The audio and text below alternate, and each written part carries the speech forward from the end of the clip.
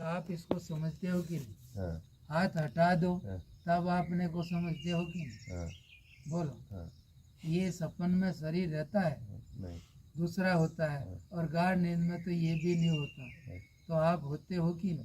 अच्छा, जब ये शरीर के साथ नहीं होता है तब इसकी स्थान कहाँ होता है, मतलब आत्मा का? यहाँ वहीं पे रहता है कि कहीं और एक विशेष इसका स्थान होता है?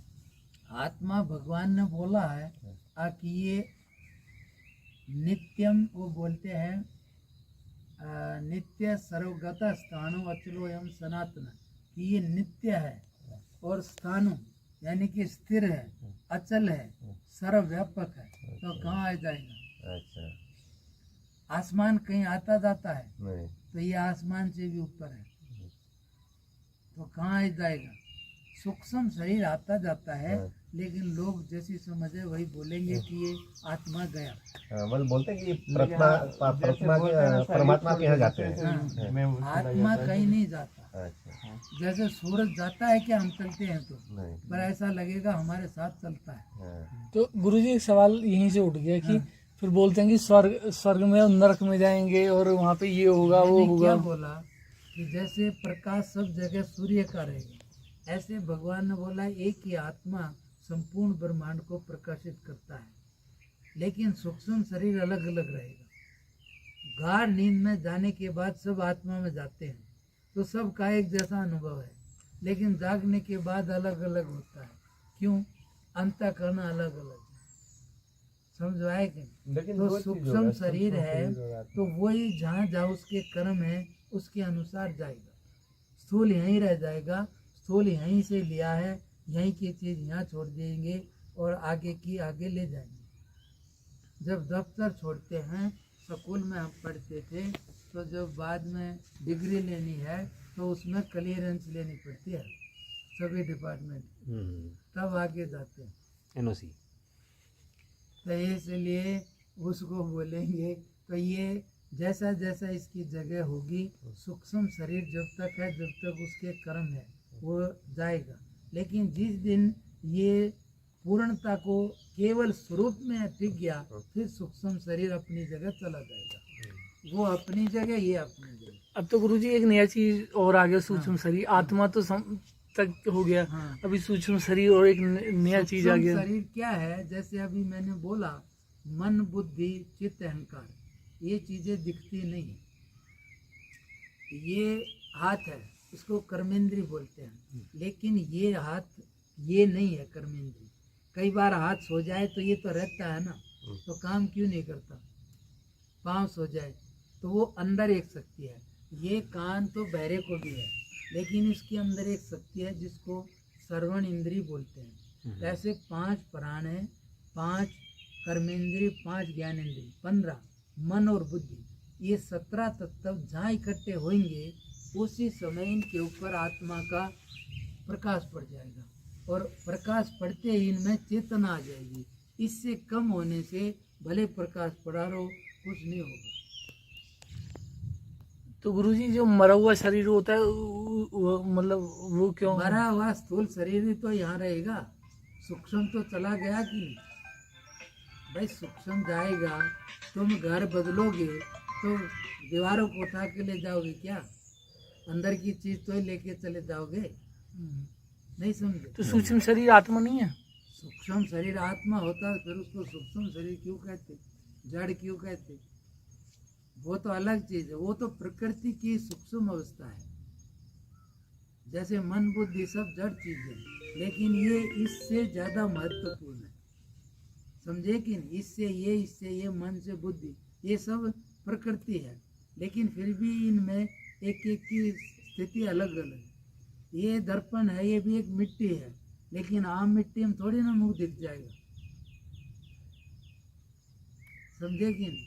आदमी का जो अंतःकरण है वो शुद्ध सत्व गुण के तत्वों से बना है, उसमें परमात्मा का आत्मा का अनुभव हो सकता है, बाकी में नहीं हो सकता, क्योंकि वहां पर ऐसे तत्व नहीं है। समझ में आया? तो इसलिए जो सूक्ष्म शरीर है वो जैसे जैसे उसके कर्म है उसके अनुसार जाएगा। चाहे हाथी में जाओ, घोड़े में जाओ, कुछ कीड़े मकोड़े में कहीं जाओ, जैसा उसका हो। जैसे बिजली है, अंतःकरण वो उपकरण बदल गए। इसमें इसलिए ये जो सूक्ष्म शरीर है ये जब तक रहेगा जब तक तुम्हारे अंदर कोई भी संसार की कामनाएं हैं उनसे ये बना हुआ है, टिका हुआ है। इसलिए जब तुम्हारे को कोई भी कामना नहीं रही और इससे आगे जो शुद्ध स्वरूप है ना आत्मा, वो बहुत उसका हम बता नहीं सकते, इतना आनंद वाला है। इसलिए उसमें जाने के बाद इनकी किसी की जरूरत नहीं रहती। लेकिन जब तक वहाँ नहीं गए तो यही रखना पड़ता है। तो महाराज जी आप कह रहे हैं आत्मा एक ही है, हाँ उससे हम प्रकाशित हो रहे हैं, हाँ, और सूक्ष्म शरीर अलग है। ये अलग है। तो फिर किताबों में तो बहुत गलत समझते हैं, हम तो बोलते हैं ये आत्मा अलग है, वो आत्मा अलग है, ऐसा वो ऐसा। कहने के लिए अब जैसी जिसकी समझ है बोलना पड़ेगा। हाँ, किताबों में तो हम ऐसे ही सुनते हैं। भाई वो तो है, लेकिन वो उसमें भी क्या होगा, अब जो अंतःकरण के साथ चेतन का प्रकाश आया उसमें हरकत होगी तो उसको बोलेंगे जीवात्मा। उसमें सुख दुख होगा, शुद्ध आत्मा में नहीं होगा। वही परमात्मा अब हो सुख गया। दुख किसका होता है, ना जड़ को होता है और ना चेतन को होता है। आत्मा भी है जड़ भी है। शरीर को कितना ही काटो मुर्दे को कुछ होगा, आत्मा को कुछ करो नहीं होगा। लेकिन जब मिश्रण होता है, संबंध होता है, तब सुख दुख होता है। इसलिए उसका नाम जीवात्मा। जीवात्मा अनेक, लेकिन शुद्ध आत्मा जैसा तुम्हारा है ऐसा ही हमारा है। शुद्ध आत्मा में अलग नहीं है। इसलिए बोलेंगे आत्मा यानी परमात्मा। शुद्ध आत्मा ही परमात्मा है, वो दो नहीं है। लेकिन अपने में है जब तक जाना तो शुद्ध आत्मा, और उसी का जब सर्वव्यापक जान लिया कि यही है तब उसको बोलेंगे परमात्मा। वही परमात्मा हो जाएगा। फिर ये सब की स्थितियां हैं। एक आदमी वही बढ़ते बढ़ते एक दिन ऊपर हो जाता है। तो इसलिए ये चीज है, इसमें और क्या नहीं समझ आया, बोलो। मतलब मधु जी यही हुआ कि जब तक शरीर में नहीं है आत्मा तो शुद्ध आत्मा हो जाता है, ये मोह माया से हट जाता है। यानी कि शुद्ध जब तुम्हें ज्ञान हो जाएगा, हाँ। शुद्ध आत्मा में हाँ। जब तुम चले गए हाँ। तो उस समय शुद्ध आत्मा और परमात्मा दो नहीं है, दो नहीं है, एक ही एक चीज है। है। लेकिन जो अंतःकरण में आत्मा का प्रकाश है, हाँ। चित्त मन बुद्धि, हाँ। इन दोनों का जो मिश्रण है हाँ, हाँ। उसमें सुख दुख होगा। अच्छा, हाँ। उस समय उसकी संज्ञा जीवात्मा है। जीवात्मा, हाँ। तो इसलिए दुख सुख जीवात्मा को होता है, अच्छा। सुख दुख का भोगता जीवात्मा है। हाँ। शुद्ध आत्मा को कभी कुछ हो ही नहीं सकता। हाँ। इसलिए कितना ही चिंता दुख हो, आदमी को नींद आ जाए तो रुक रहता है, लेकिन जैसे ही जागेगा तो आत्मा भी मन शुरू हो जाएगा। अच्छा। तो वो मिश्रण वाले में आ गया। अब वो अंतःकरण अपनी जगह चला गया और सोने के बाद, और आत्मा अपनी जगह चला गया। तो अब किसी को कोई दुख नहीं है, सभी चीजें रहेंगी। लेकिन जब वो इधर उधर हो जाएगी तो गड़बड़ है। जैसे ही जहाँ झांकी है वहाँ चली गई तो फिर बोलेंगे अब शांत है। दिन का दांत में घुसता है कभी तो जिह्वा परेशान, तिनका परेशान और आप भी परेशान। लेकिन तिनका निकल जाए तो क्या जला जाएगा। अब अपनी जगह जिह्वा अपनी जगह, अब अपनी जगह, सब शांत सेटिस्फाई हो जाएगा।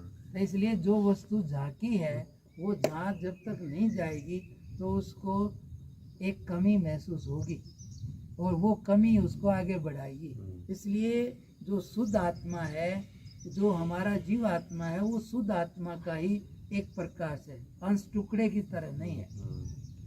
वो जब रियल में अपनी जगह चला जाएगा तो वो अपने जगह पहुंच गया, वो शांत।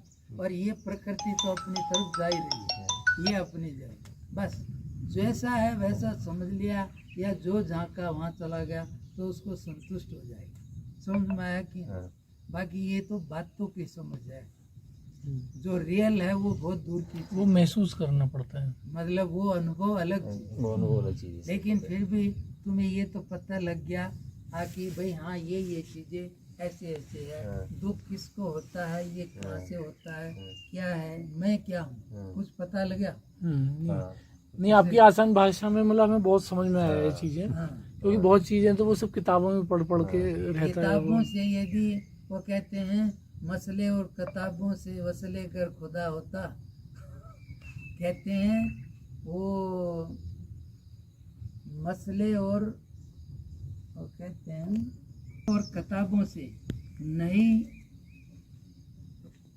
वसले खुदा होता, अंगुष्ठ से अगर हवन होता तो क्यों सोवर रवा होता। कहते हैं यदि तर्क वितर्क से परमात्मा मिलता होता तो आज तक सबको मिल गया होता। किताबों से पढ़ने से यदि उसकी प्राप्ति हो जाती होती तो सभी को हो जानी चाहिए थी, तो उससे नहीं होता। वो तो वेद पूरी बात कह के लास्ट में क्या कहता है, नहीं थी नहीं थी। बोला इतना नहीं है, ये तो खाली थ्योरी है। प्रैक्टिकल अलग चीज है। समझाने के लिए। इसलिए वो बोलता है भगवान गीता में, अब भाई ज्ञान बोला कि ये दुनिया का चीज तो ठीक है, पर तुझे आत्म ज्ञान चाहिए तो किताबों में नहीं मिलेगा। बोला गो टू द ज्ञानी। उसके पास तत्वदर्शी के पास जाना पड़ेगा, उसके बगैर उसका कोई दूसरा वो नहीं है, उससे उसकी वो मिल सकता, बाकी नहीं। समझे? और बोलो कुछ।